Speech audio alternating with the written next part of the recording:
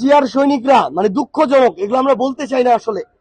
এরা 16-17 বছরে শেখ হাসিনা একটা চুলও বাঁকা করতে পারে নাই।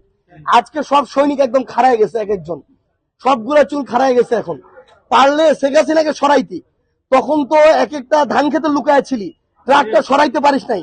আজকে একটা শান্তিপূর্ণ জায়গায় আমরা আমাদের শহীদ পরিবারদের সাথে দেখা করতে গেছি, ওইখানে তুই জিয়ার সৈনিকের হ্যাডাম দেখাইতে গেছিস।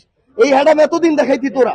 তো তারেক রহমান আসলে কি চাইতেছে, উপরে উপরে ঢং ধরে অভিনয় করে ভিতরে ভিতরে ছাত্রদলকে যদি সন্ত্রাসী বাহিনী হিসেবে ব্যবহার করে এইরকম হামলা করতে চায়। একটা কি মারছে হয়, ইট দিয়ে মারছে অথবা রড দিয়ে মেরে এটা ভাঙছে। ভাঙার পরে এখানে তো পুরো গাড়ি এখন ওপেন। দ্বিতীয় আরেকটা ইট যদি মারতো, এখানে আমরা 6 জন ছিলাম, সংসদ সদস্য ছিল, আমি নিজেও ছিলাম। 6 জনের যে কাউকে যদি আরেকটা ইট এসে লাগতো, লোকটা তো সাথে স্পট ডেড হইতো। তাহলে শেখ হাসিনার মতো করে তারেক রহমান এখন ছাত্র দলকে খুনি বাহিনী বানাইতে চায় কিনা, এটা তারেক রহমান সরাসরি বলুক। যদি বাহিনী বানাই দেয় তারেক রহমান ঘোষণা দিক, আমরা তাহলে ওইভাবে প্রস্তুতি নিব।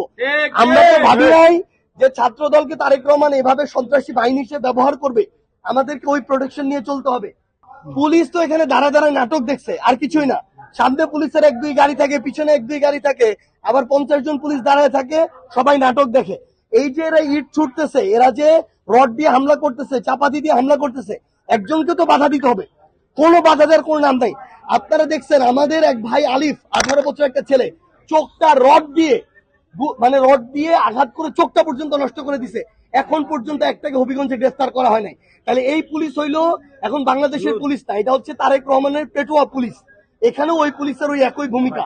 তাহলে তারেক রহমান বলুক সে আরেকটা একনায়কতন্ত্র কায়েম করবে, স্বৈরাচার কায়েম করবে, এবং এখানে তার রাজত্ব কায়েম করতে চায় শেখ হাসিনার মতো। তাইলে আমরা আমাদের মতো আমরা পদক্ষেপ নিব, আমরা ব্যবস্থা নিব, আমরা আমাদের রাজনীতি ঠিক করবো যে কিভাবে রাজনীতি করা লাগে।